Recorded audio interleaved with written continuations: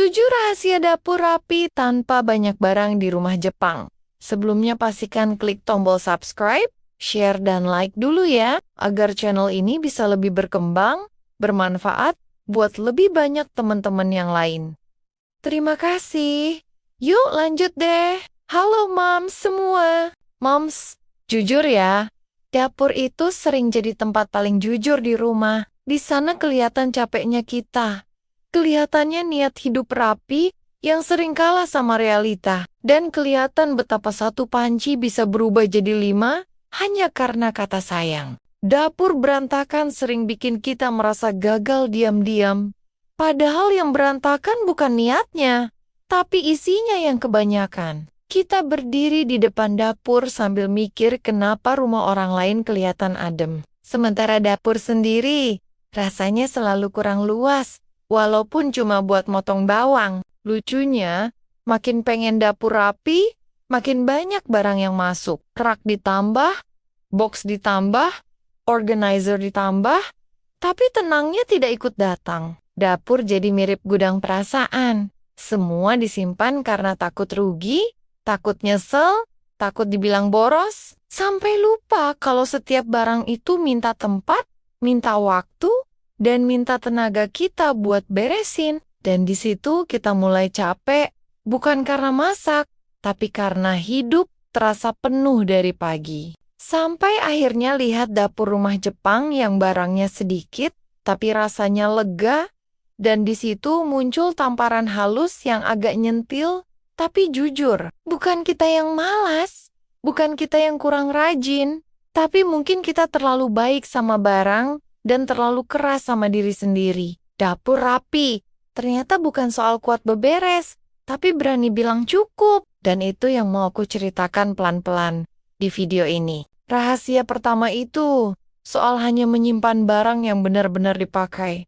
Dan ini kelihatannya sepele, tapi masuk banget. Di dapur rumah Jepang, setiap barang punya alasan kuat kenapa dia ada di sana. Misalnya wajan, biasanya cuma ada 1 atau 2. Ukurannya pas kebutuhan harian, bukan karena lucu atau diskon. Bandingin sama kita yang punya 3 wajan, 2 jarang dipakai, 1 lengket tapi masih disimpan karena sayang. Akhirnya lemari penuh. Tiap buka langsung capek sendiri sebelum masak. Orang Jepang lebih memilih capek sedikit saat memutuskan. Daripada capek, tiap hari lihat dapur sempit, masih di rahasia pertama, mereka juga jujur sama diri sendiri. Kalau tidak pernah bikin kue, ya tidak perlu punya banyak cetakan. Kalau tidak pernah bikin kopi manual, ya tidak perlu alat kopi segambreng. Ini bukan soal bisa atau tidak bisa, tapi soal realita hidup sehari-hari. Karena dapur itu bukan tempat mimpi, tapi tempat rutinitas. Rahasia kedua adalah satu fungsi satu barang. Dan ini rasanya kayak tamparan halus. Di dapur Jepang, jarang ada alat yang fungsinya mirip-mirip. Saringan ya saringan. Tidak perlu 3 model beda warna. Pisau ya, beberapa saja. Sesuai fungsi. Bukan satu set lengkap yang ujungnya cuma dipakai 1.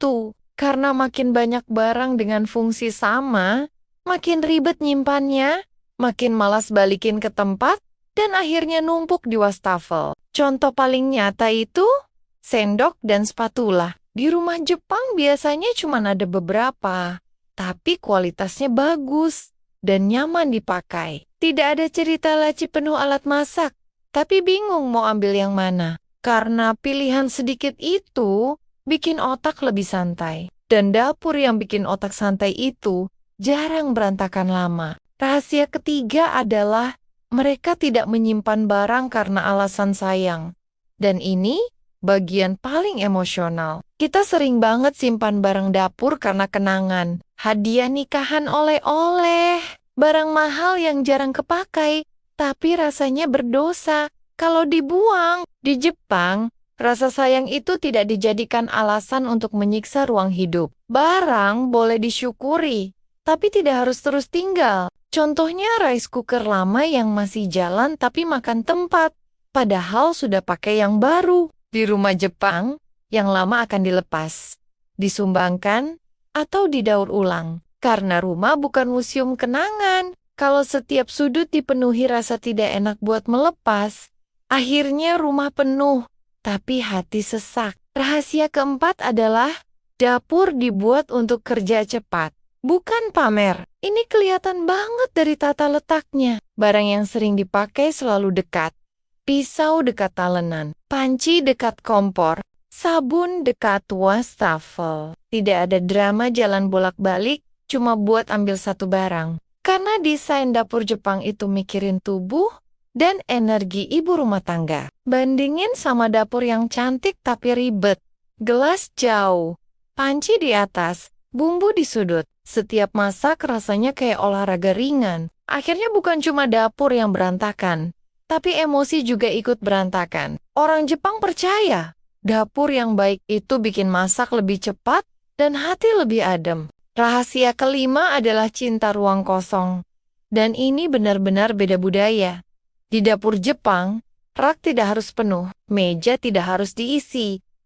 Ada ruang yang sengaja dibiarkan kosong. Dan itu bukan karena belum kebeli barang, tapi karena memang tidak perlu. Ruang kosong itu kayak napas. Contoh nyatanya, meja dapur. Di banyak rumah Jepang, meja dapur hampir kosong setelah selesai masak. Tidak dipenuhi toples, dispenser, alat ini itu, karena mereka sadar, meja yang kosong bikin kita lebih mudah membersihkan dan lebih tenang melihatnya. Dan tenang itu mahal. Rahasia keenam adalah kebiasaan selesai.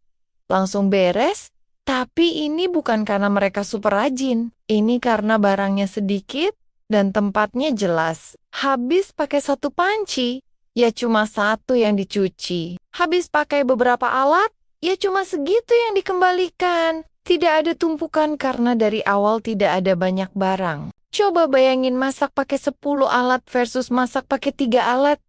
Yang satu habis masak, masih harus beres lama. Yang satu selesai masak, langsung bisa duduk. Orang Jepang memilih hidup yang kedua, bukan karena malas, tapi karena menghargai energi diri sendiri. Rahasia ketujuh adalah dapur dianggap tempat merawat diri, bukan cuma tempat kerja.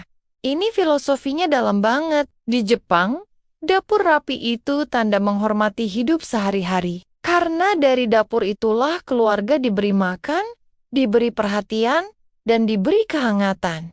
Makanya dapur dijaga tetap ringan, tidak penuh beban, tidak penuh barang. Karena dapur yang berat itu bikin hati ikut berat. Dan ibu yang setiap hari masuk dapur, pantas dapat ruang yang mendukung.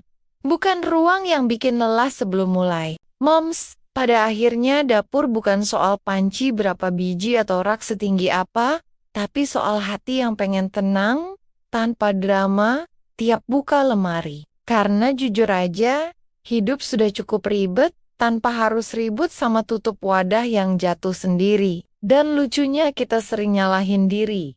Padahal yang salah itu tumpukan barang yang bikin dapur serasa ikut komentar. Pelan-pelan aja, tidak perlu langsung berubah jadi rumah Jepang yang adem ayem. Cukup, mulai dari berani bilang cukup. Berani melepas barang yang cuma numpang eksis. Karena ruang kosong itu bukan tanda gagal, jadi ibu rumah tangga. Tapi tanda kita sudah capek dan butuh bernapas.